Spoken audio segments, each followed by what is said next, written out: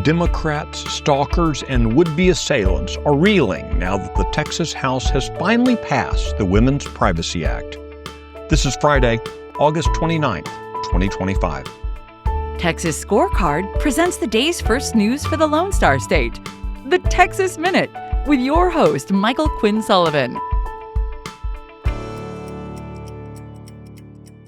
Well, thanks for starting the end of your week with the Texas Minute.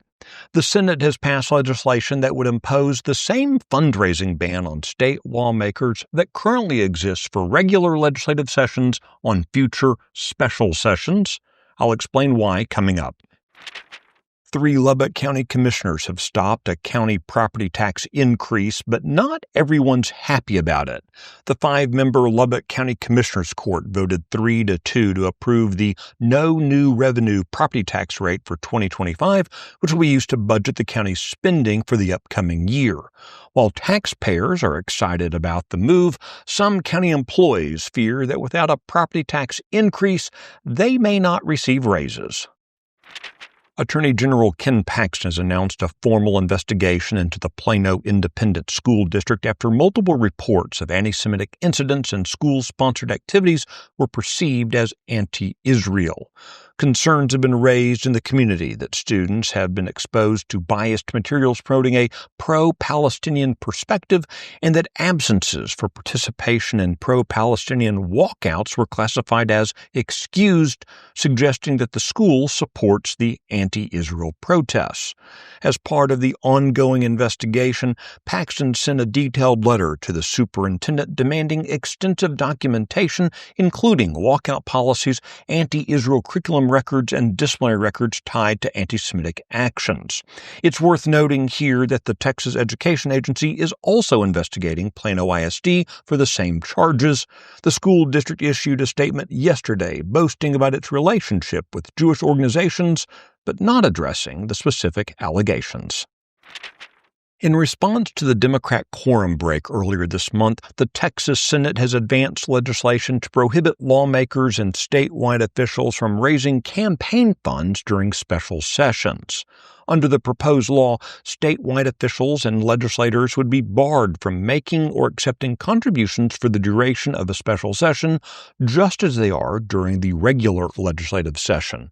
The measure was filed after Democrats fled the state earlier this month to prevent passage of new congressional maps, using the time to solicit campaign donations ostensibly to fund their quorum break. The House is slated to take up the legislation on Tuesday.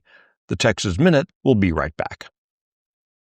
News and analysis on what's happening in Texas. End your day with daily headlines from Texas Scorecard. Every day at 5 p.m., join me, Brandon Waltons, as we recap the biggest stories of the day and talk about why they matter to you. From the state capitol to town hall, there's no shortage of events happening. Keep up with it all. Watch and subscribe to Daily Headlines from Texas Scorecard.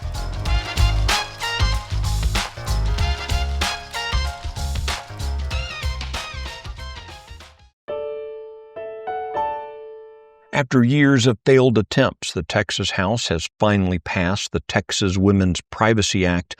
Democrats largely and vocally opposed the effort, framing it derogatorily as the bathroom bill and warning that private individuals would now be serving as potty police to enforce it. The legislation requires state agencies and political subdivisions to designate multiple occupancy restrooms, locker rooms, changing rooms, and other private facilities for use by individuals of the same biological sex. Among other things, the law also requires the Texas Department of Criminal Justice to house inmates according to biological sex. Supporters say the measure is necessary to ensure the safety and privacy of women and girls in public spaces. Efforts to pass the bill stretched back to 2017 when then-Speaker Joe Straus refused to allow it to reach the House floor for debate. Since then, the Texas Senate has advanced similar legislation several times, including 3 times this year, but the measure repeatedly stalled in the lower chamber. During the regular session, the House State Affairs Committee's chairman, Ken King, blocked it from receiving a hearing. The legislation only resurfaced this year after Governor Greg Abbott placed it on the special session agenda. You can find details of all the stories mentioned today and keep up with the latest news by visiting TexasScorecard.com.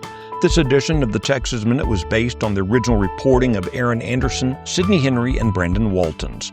Our producer is Nick Shepard, who gets the show delivered to you each weekday morning. I look forward to seeing you out around the Lone Star State. Have a great weekend.